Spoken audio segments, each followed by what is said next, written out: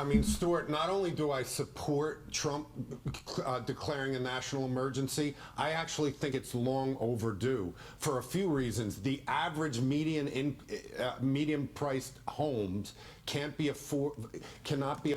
So if Trump, declares a natural housing emergency, what would that do to the situation? Like, what good would it do? Afforded by 75% of the population. That puts this economy in a very dire position. Now, I support a lot of what President Trump is doing, but if he really wants to declare victory, he's got to get this affordability issue resolved, and he has to restore the American dream. What a state of emergency will do is, I believe, it's going to put pressure on the Fed to lower rates. Well, yeah, you'll get lower rates. You'll probably get lower mortgage rates. But what you really need is more housing being built. Yeah, I mean, the supply is going to solve a lot of this issue, because a lot of people look at real estate and housing and they say, well, prices are still high. That must mean that the market is good. No, the market is terrible because there's no liquidity. And even those people who've been starved out of the single... Yo, it's crazy because, I'm pretty sure the whole planet Earth is an enormous amount of land everywhere to live and build homes and real estate. But being in the U.S. in a place like Georgia, oh man, it's so popular out here. But it's what makes it such a great place for real estate, because it's very popular. People are steady coming here, moving here. And it's the way it's set up, the landscaping in Georgia. Like, it's so many areas around the metro, outside of the city, where it's so much land and just places to have cities and more homes and housing. So whatever they can do to get them houses, more housing being built, I'm all for that. Family home market into the rental market, they're spending from 30 to 50% of their pay on the supply to lower rates. He has to restore the American dream. What a state of emergency will do is, I believe, it's going to put pressure on the Fed to lower rates. Well, yeah, you'll get lower rates. You'll probably get lower mortgage rates. But what you really need is more housing being built. Yeah, I mean, the supply is going to solve a lot of this issue, because a lot of people look at real estate and housing and they say, well, prices are still high. That must mean that the market is good. No, the market is terrible because there's no liquidity. And even those people who've been starved out of the single-family home market into the rental market, they're spending from 30 to 50% of their pay on... So the supplies are going to remain high? On rent.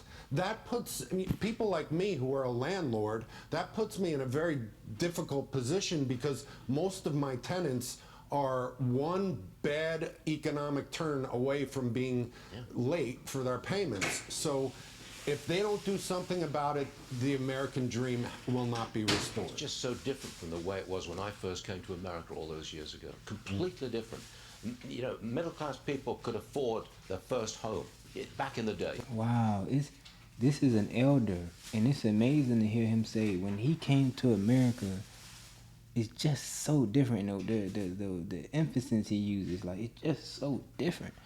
It's amazing to see this elder. If he really saying that like that, it's like, wow, to be young out here, it's crazy. This is very interesting. Oh man, this is very interesting. Gotta keep following this news right here. Right. Now they can.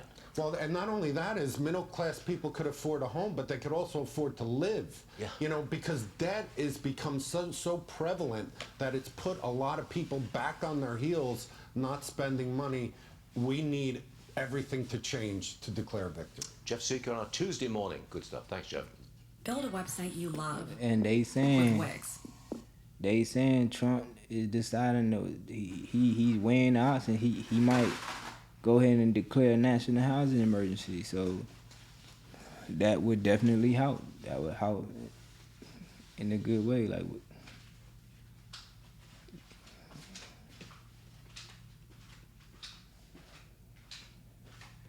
I ain't ready for the ignorant yet. We gotta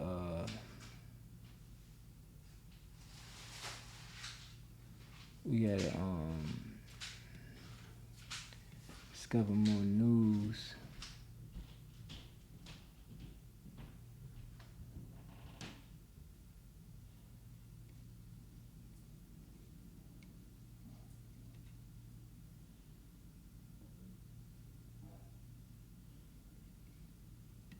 What the hell? We say goodbye to the Great Resignation. There's new data showing that more workers are staying put in their current jobs, making way for a new trend analysts are calling. It sounds so delightful. Job hugging. Yeah, it sounds delightful. I was gonna say, but there's a little bit more to it. Right. Job hugging. You know, who is coming up with these new terms? Like, who came up with that? Like hold on, maybe I missed it. Let me take it back. Nation, there's new data showing that more workers are staying put in their current jobs, making way for a new trend analysts are calling. It sounds so delightful. The analyst? Job hugging. Yeah, it sounds delightful. I was gonna say, but there's a little bit more to it. Well, can I find out this analyst? Who's the analyst that came up with this term? Job hugging, no hugging on the job. What do I say? This is an HR free zone. Kidding. Please continue. Yeah. So it's known as job She hugging, ain't which, kidding. like you said, sounds good, but it's basically the fact that more and more workers are holding on to their jobs for dear life because they're worried that they're going to lose their job and they're less confident that they'll be able to get a new one. So look at this chart. You ain't lied about that. You go to my job right now. It's a lot of people that's scared. They're gonna, and they move like it, work like it. Man, they act just like it. You be like, damn, what the hell wrong with this nigga? Well, people be thinking they about to get deported up in these jobs, yo. It shows job-to-job change rate. And what you saw after 2020, after COVID, there was this skyrocketing where people were job hopping. They felt increasingly confident they could get a better job with a bigger paycheck, and they were willing to try that out. That was the Great Resignation, but that has come down very significantly. Job hugging replacing job hopping. Wow. Who would have thought we would came to these days? I bet all the business owners that work the hell out of everybody just like, yeah. I bet they feel good. they about to give us some more hard work.